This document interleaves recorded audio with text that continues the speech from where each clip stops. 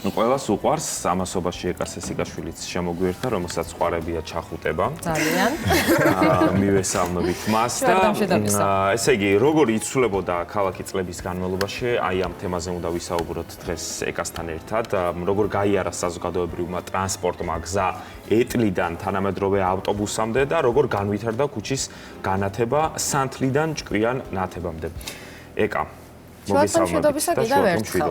ძალიან მიხარია რომ შემოგიერთდით და ჩემ საყვარელი მოგზაურობის თემატიკიდან მეცადე რომ ამჯერად შორს არ წავსულიყავით და გადავწყვიტე წარსულიდან აწყოში გამოგზაუროთ. აი თუ გიფიქრიათ როგორ გადაადგილდებოდნენ ადამიანები როცა ქალაქში არც ტრანსპორტი იყო ასეთ სწრაფი და არც ქუჩაში იყო განათება, ხო? წარმოგვიდგენია ალბათ რა სირთულეებთან იყო ეს ყველაფერი დაკავშირებული.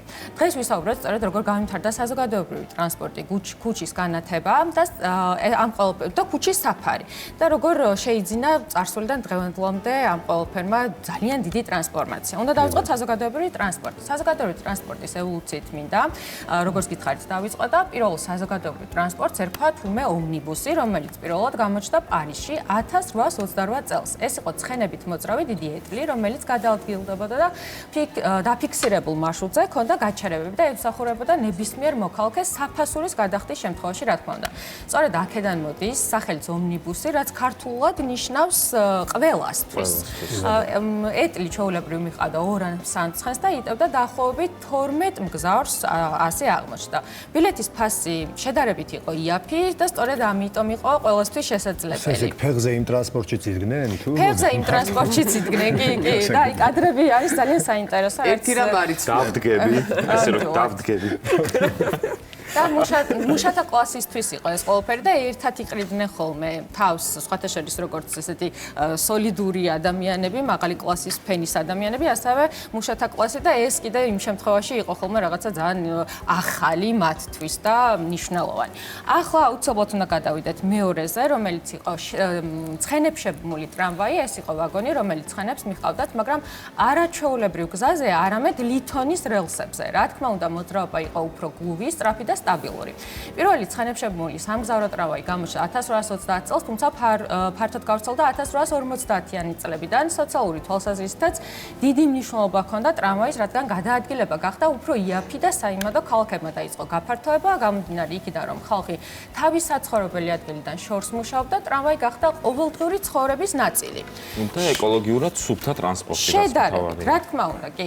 შემდეგი კი რაზეც უნდა ვისაუბროთ, ეს არის ორთქლის ტრანსპორტი, რომელიც 19 საუკუნეში გახდა ცხენისგან დამოუკიდებელი სისტემის შემდეგი ეტაპი და განსაკუთრებულად ეფექტურად გამოიყენებოდა ქალაქებს შორის და გარეუბნებში გადაადგილებისთვის. აი ეკოლოგიაზე ვსაუბრობდით, ეს ნამდვილად არის. ეს ნამდვილად არ არის ეკოლოგიური. ქალაქებს შორის მანძილი შემცირდა, იქამდე თუ მგზავრობას დღეები სჭირდებოდა, აქ უკვე შესაძლებელი გახდა რამდენიმე საათშიც კი მომხდარიყო მგზავრობა. თუმცა ორთქლის ტექნოლოგიაზე როგორც ვისაუბრეთ, ეს ნამდვილად არ იყო ეკოლოგიურად სუფთა და შემდეგ უკვე ეს მოითხოვდა, რომ ჩაენაცვლებინა სრულიად სხვა ტრანსპორტი. შემდეგზე უნდა გადავიდეთ, ეს არის გამოჩნდა უკვე ელექტროტრამვაი, სწორედ ამის შემდეგ და 1890-იან წლებში ელექტროტრამვაი სწრაფად გავრცელდა თურმე ევროპასა და ამერიკაში. ეს იყო უკვე, რა თქმა უნდა, შედარებით სწრაფი, შედარებით ეკოლოგიურად სუფთა, იმიტომ რომ აღარ სჭირდებოდა რაღაც ეს ცხენებში შებმული ტრამვაი, აღარ იყო ორთქლი და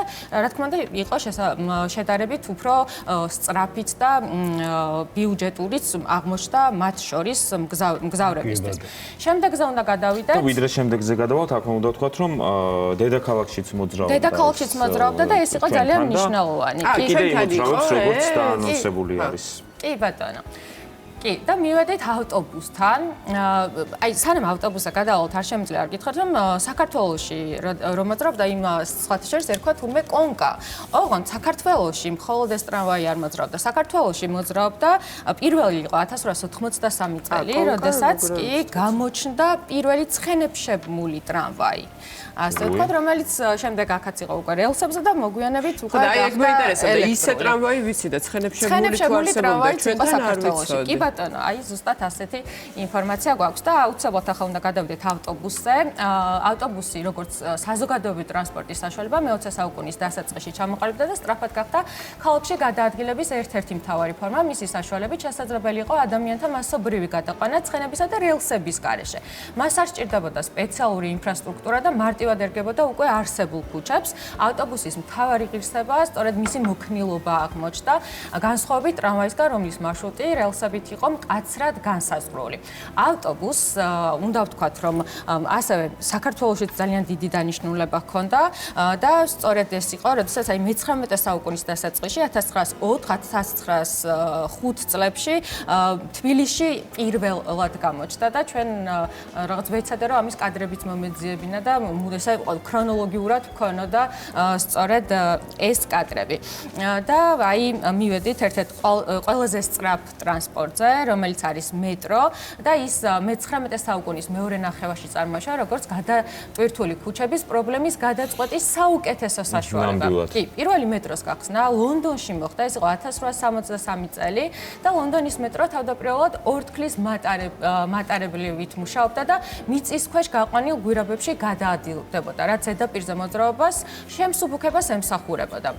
მეტრომ რადიკალურად შეცვალა ქალაქური ცხოვრების გადაადგილება, იმიტომ რომ უფრო გახდა შედარებით სწრაფი, რა თქმა უნდა და ყოველთვის ხელმისაწვდომი. სხვათა შორის მეტროზე როცა ჯერ ლონდონში ხარ თუ ჩამოხვედი საქართველოში? არა, ჩამოვედი, აი საქართველოზე უნდა გადმოსულიყავი და შემიძლია რომ დაგითბო ასპარეზი. არა, საქართველოს მეტროზე გამახსენდა ძალიან მნიშვნელოვანია სხვათა შორის პირველი ხაზი, ეს იყო პირველი სადგურიც რუსთაველის, შემდეგ თავისუფლება და მარტო მეტროსადგური არ უნდა ყოფილიყო ეს რამდენადაც ვიცი ეკა. ეს უნდა ყოფილიყო თავშესაფარიც დიდგვაროვანი ადამიანებისთვის, უბრალოდ ადამიანებისთვის და ძალიან დიდრულად არის მოწყობილი თუ დააკვირდებით ყველა მეტროსადგურისგან განსხვავებით ეს ორი რუსთაველის მეტროსადგური ყველაზე ღრმა არის, რაც მთავარი. მაგრამ დიდრულად შეაფარონ და ბატონი კანდიდ ჩარკვიანის დამსახურებაც დავივიწყოთ ამ დროს. პირველი მდივნის, რომელიც იყო სწორედ პირველი ინიციატივა მას ეკუთვნოდა, ჩვენ ამაზე ვისაუბრეთ და სწორედ მისგან წამოვიდა საქართველოში მეტროს შექმნის და რა თქმა უნდა ეს მოგვიანებით მოხდა შედარებით მისი განთავისუფლების შემდეგ, როდესაც უკვე თავის თანამდებობაზე აღარ იყო, თუმცა მაინც ფუძემდებლად მას მიიჩნევენ. ვიცი რომ ჩვენი საერთო დრო იწურება, მაგრამ არ შემიძლია რომ მოკლედ არ შევეხოთ ქალაქის განათებებსაც. ალბათ მართლა წარმოუდგენელი იყო და შედარებით რა თქმა უნდა უსაფრთხო გახდა უკვე გადაადგილება, მაშინ როდესაც ქალაქში განათებები გაჩნდა და დარწმუნებული ვარ, გაინტერესებთ ესე ქრონოლოგიურად შეიძლება ვერ ჩავშალოთ, თუმცა ორი სიტყვით გეტყვით რომ თავდაპირველად თურმე იყო ქუჩის განათებები ჩირაღდნებით. ამას სჭირდებოდა ძალიან დიდი შრომა, იმიტომ რომ ყოველდღურად გამოდიოდნენ ადამიანები, სპეციალურად მომუშავე ადამიანები და ცეცხლს ანთებდნენ, რა თქმა უნდა, ამაში ამატებდნენ სპეციალური კი მეჩირაღდნი არსებობდა, ერთგვარი რომელიც ქალაქს ანათებდა.